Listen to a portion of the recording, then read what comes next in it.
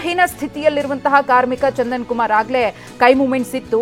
ಚಂದನ್ ಕುಮಾರ್ಗೆ ಚಿಕಿತ್ಸೆಯನ್ನ ಆರೋಗ್ಯ ಅಧಿಕಾರಿಗಳು ಕೊಡ್ತಾ ಇದ್ದಾರೆ. ಕೈ ಮೂವ್ಮೆಂಟ್ಸ್ ಮಾತ್ರ ಇದ್ದಿದ್ರಿಂದ ಏನಾಗುತ್ತೆ ಏನು ಅನ್ನೋದನ್ನ ಹೇಳೋದಕ್ಕಾಗೋದಿಲ್ಲ. ಯಾಕಂದ್ರೆ ಸಡನ್ ಆಗಿ ಆತ ಧೈರ್ಯವನ್ನ ಕಳೆದುಕೊಂಡ್ರೆ ಆತನಿಗೆ ಬೇರೆ ರೀತಿಯಲ್ಲೂ ಕೂಡ ಆರೋಗ್ಯ ಸಮಸ್ಯೆ ಉಂಟಾಗಿ ಅದು ಬೇರೆ ಅನಾಹುತಕ್ಕೆ ಎಡೆ ಮಾಡಿಕೊಡುವಂತಹ ಸಾಧ್ಯತೆ ಇದೆ. ಆ ನಿಟ್ಟಿನಲ್ಲೂ ಕೂಡ ನಾವು ಇಲ್ಲಿ ಲೆಕ್ಕಾಚಾರವನ್ನ ಹಾಕಬೇಕಾಗುತ್ತೆ. ಆರೋಗ್ಯ ಅಧಿಕಾರಿಗಳು ಕೊರೆದ ಸುರಂಗದ ಮೂಲಕ ಚಂದನ್ಗೆ ಚಿಕಿತ್ಸೆಯನ್ನ ಕೊಡಲಾಗ್ತಾ ಇದೆ.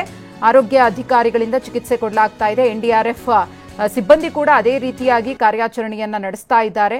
ಭರದಿಂದ ಸಾಕ್ತಾ ಇದೆ. ವೈದ್ಯಾಧಿಕಾರಿ ಕೂಡ ಇದ್ದಾರೆ, ಗಮನಿಸ್ತಾ ಇರಬಹುದು. ಆತನ ಕೈ ಕೂಡ ಕಾಣಿಸ್ತಾ ಇದೆ. ಕಾರ್ಮಿಕನ ಕೈ ಮಾತ್ರ ಸದ್ಯಕ್ಕೆ ನಮಗೆ ಗೋಚರ ಆಗ್ತಾ ಇರುವುದು ನೋಡ್ತಾ ಇರಬಹುದು. ಕೈ ಮಾತ್ರ ಗೋಚರ ಆಗ್ತಾ ಇದೆ. ಆತನ ಬೆರಳಿಗೆ ಪಲ್ಸ್ ರೇಟ್ ಚೆಕ್ ಮಾಡೋ ನಿಟ್ಟಿನಲ್ಲಿ ಏನು ಮಿಷಿನ್ ಅಳವಡಿಸ್ತಾರೋ ಅದನ್ನು ಕೂಡ ಹಾಕಿದ್ದಾರೆ.